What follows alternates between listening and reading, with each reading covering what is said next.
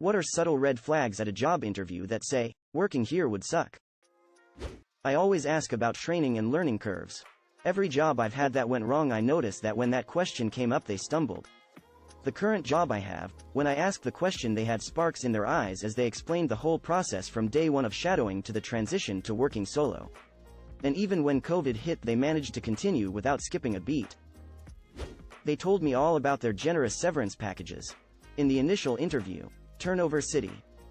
Well, the overtime isn't mandatory, but most folks stick around after hours most days. Spoilers. The overtime is mandatory. Fantastic. You should know that if you choose me for this position, I will be declining the optional overtime.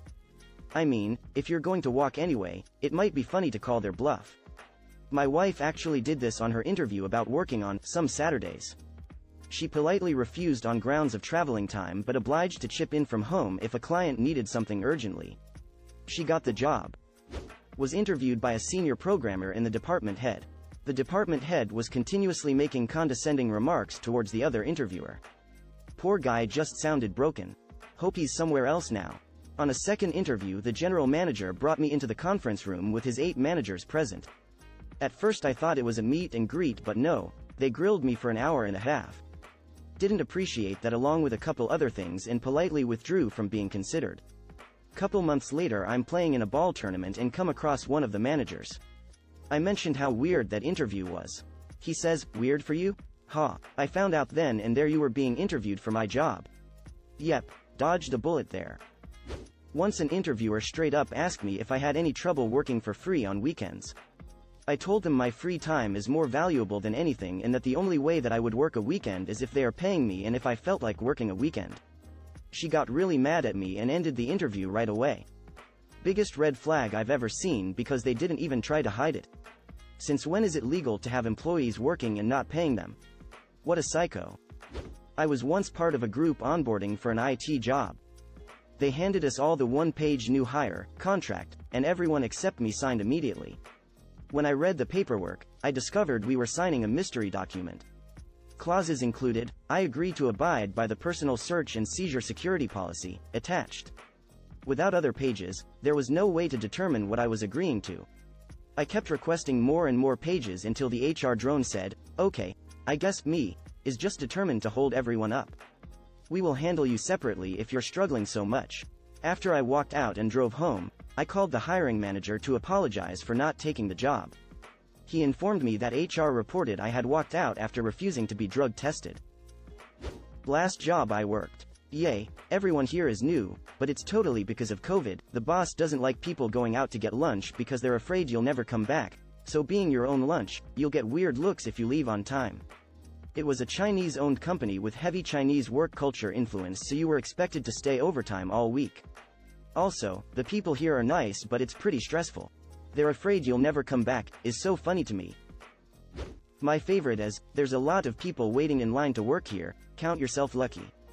Huge red flag. After my last job, I have learned to take the attitude that in interviewing the job, too. I used to think, well, I need a job, and let myself think it was sweet that I was being given the chance, but I have a great work ethic, so I always become the man. Supervisors seem to love that term. Well, I've learned that when they say that, they mean they are going to heap a lot more work and responsibility on you than your coworkers. So, now I go into interviews with the attitude that I can always find another job, so I judge the company now. When they ask out of nowhere, "What clients can you bring with you?" I interviewed with MetLife Insurance about 20 years ago. They demanded that I provide them with a contact list of no fewer than 100 friends and family. Notepad out of that quickly. Sure, it wasn't an interview with an MLM? This actually happened to me. Interviewer: "Do you have any questions for us?" Me: "What is a challenge this department has recently faced?" Interviewer: "Job security." LMAO, gotta give them props for honesty at that point. He should have just gotten up and opened the door and gestured out. Dude probably about to quit and was like, "Better save this guy before I dip," a true homie. How do you even answer after that? Just, "Okay," and walk away? Yes. Or take the gig and know it's short term if the gamble is right for you. When you are signing all the forms they give you and you are taking your time to read over every document so that you can fully understand what you are getting into, and people come in and start telling you that you don't need to read this and that, just sign here and so on. I didn't know it at the time, but "you'll be wearing many hats" was a sign that they were going to give me the work of 4 positions and the wage of 1. I didn't last a year there before I left, and now I won't even finish reading job ads that include that line. That's a non-profit motto if I ever heard one. My current boss gave me a great tip on the last interview I had. He said, ask them if you can pick an employee to chat with about how they like the position you're applying for.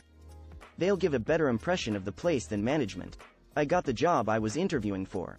I turned it down because the above is the kind of management I want to keep in my life. Also, the place undercut my pay offer, I found out, which is certainly also a red flag. You are required to wear clothing that has the company logo. You must purchase it yourself. From the company. Quote, this is illegal in most US states, unknown about outside the US. Wait, really? This happened to me in Ohio. They also said I had to give it back. I didn't. Lol. I once showed up for an interview and the manager wasn't there that day. No one called me to let me know. The assistant manager was not apologetic for the scheduling issue at all. She was literally just like, oh, she's not here today, in a tone that suggested I should somehow already know that. She said they would call me to reschedule sometime the next week. I told her I was currently unavailable Monday to Wednesday but could come in any time Thursday to Friday.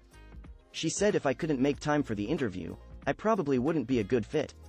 I said okay, and went on to my other interviews and ending up working elsewhere.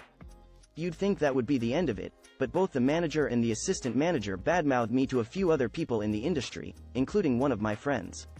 Hello? I made time for an interview. You disrespected me by not calling me to let me know it was cancelled. I gave you the times I was available to reschedule, and that was disrespectful somehow?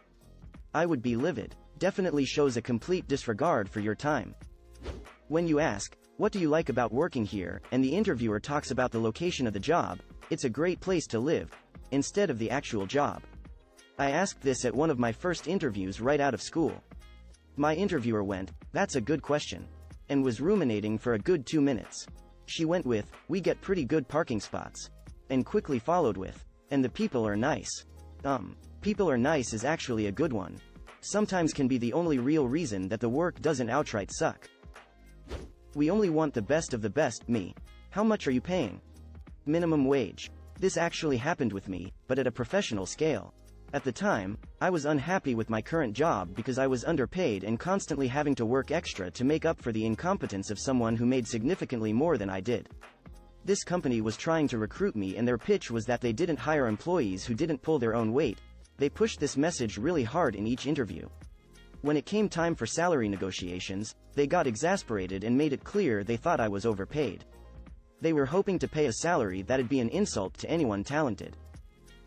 I brought up the company's awful Glassdoor reviews and they got so mad they ended the interview. Well, guess I dodged that bullet. I've done this a few times during interviews. I've gotten the same responses and it has never been addressed professionally.